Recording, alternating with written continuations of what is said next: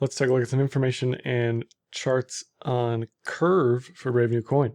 So Curve is in the DEX AMM category conversation, a little bit different from some of the other AMMs, which have varying values or variable values between the components of the AMM.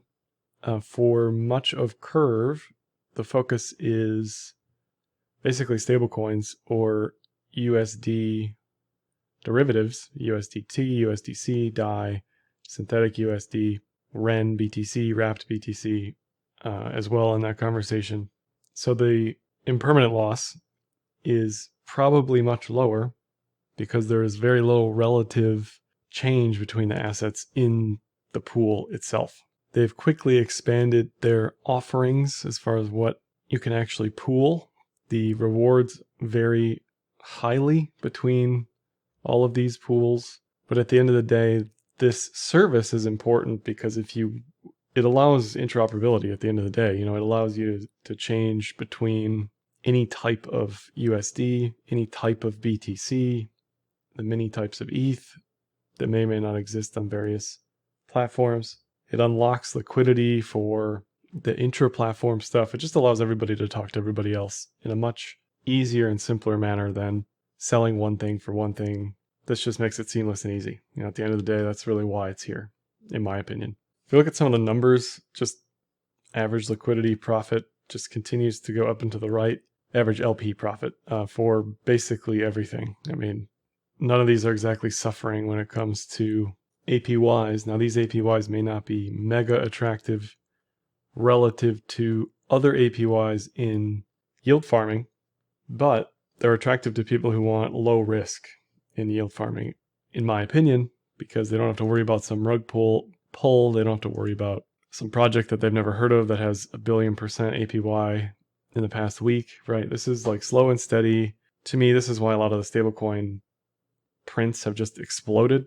We're seeing an explosion in demand for stablecoins indexes, and therefore we're seeing an explosion in APYs in stablecoin type pools, which have a useful service. So Curve, right place, right time, for sure, adds value to the entire ecosystem. If we look at Curve relative to all the other DEXs, it is around 5% or less of total volume.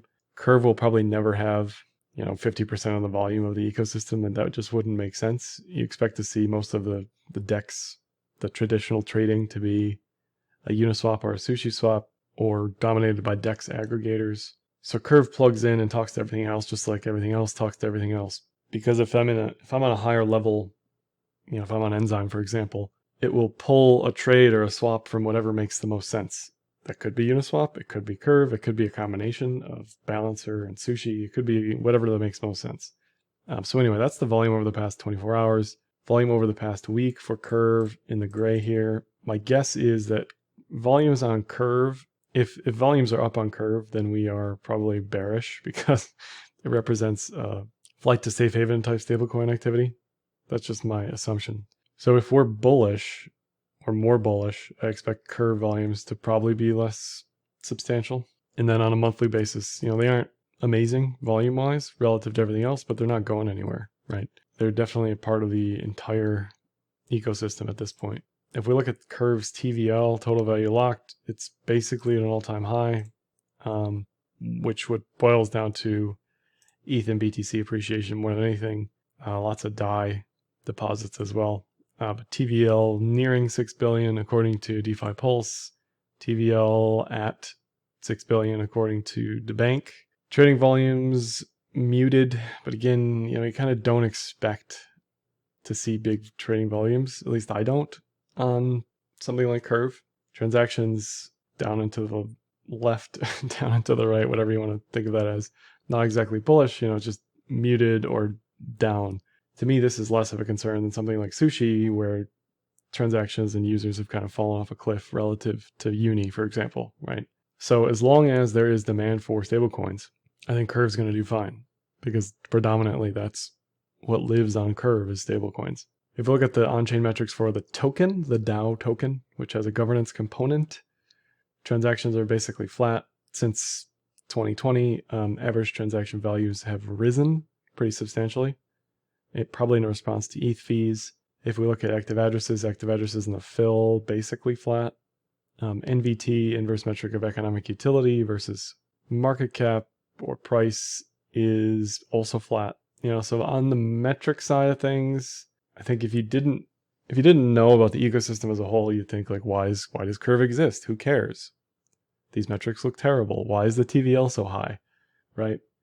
But if you take it into context relative to, let's say, legacy stuff, and you look at those interest rates versus what you can get essentially lending in DeFi land, right? Anybody who's connected and plugged in with a risk appetite for DeFi stuff, they're going to look to Curve. They're going to look to SNX or Aave or any of these other tokens, and they're going to start to put their money to work in different ways. It isn't just sitting in a bank account.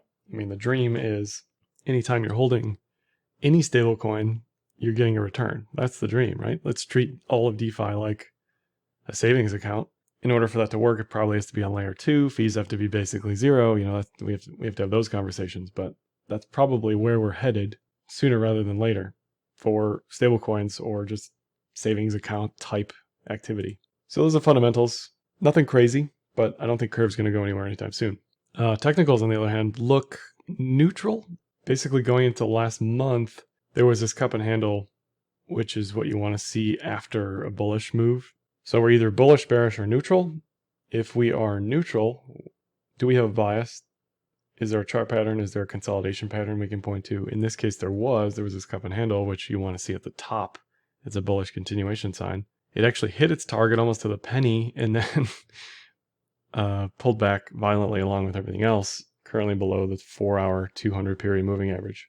But I don't think, this doesn't look too exciting price-wise, but I don't think it's at risk for any imminent decline sub $1 or anything like that. It looks okay. It just doesn't look exciting.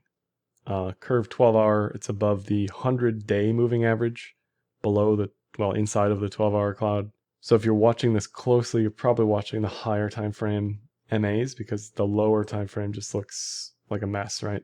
Tons of volatility intraday, intra-week. But overall, as long as we're above some high time frame MA, that makes sense. We're probably fine trend-wise for Curve USD. Curve BTC looks even more like a giant random walk. There is potentially this triangle, which could be bullish continuation. If you assume it is going to be bullish continuation, you're expecting 1300 sats plus if you measure the high to the low. Currently, it's basically in consolidation hell, where it's above the VPVR, but it's below the 100-day EMA. It's below the cloud. Both of these trend metrics don't really tell you anything because it's been in this zone since February. If anything, the ETH fees being lower with gas ceiling limit being raised may help all of DeFi, including Curve, finally stop this consolidation type pattern, and actually make a move to the upside. I think it's hard to be bearish DeFi if demand is still there and fees are lower. What got DeFi here was demand. So if the fee issues get fixed with layer 2 or raising the gas ceiling, then I can't be too bearish on this DeFi stuff. Lastly, Curve ETH looks basically dead until it can get above 002. That's kind of the horizontal resistance. Trend metrics are definitely bearish. It's getting dangerously below any VPVR support at this point. So if you're playing the rotation game for the token, you probably prefer ETH over Curve here. Curve BTC is a bit in limbo, and Curve USD is also in limbo. So all in all, Curve not going anywhere. A vital component of the DEX ecosystem, allows interoperability, allows really legacy people to get connected more than anything, because they're looking at these APYs, whether it's Curve or wherever else, for these stable coins, and they've got to be getting excited compared to 2% or less at your bank or whatever savings account, or negative interest rates at this point for some places. And if you want to see me trade DeFi, dabble in the DeFi land, you can check out the Enzyme.finance managed DeFi portfolio.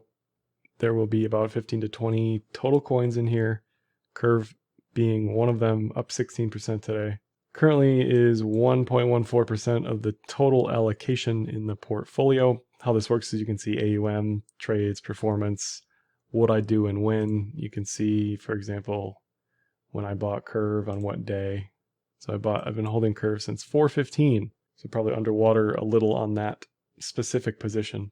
But I think this specific portfolio is poised to do better now that fees are lower. I mean, that's got to be your thesis if you are bullish on DeFi here. So that's all I have for this one. Like, dislike, comment, share, subscribe, and happy trading.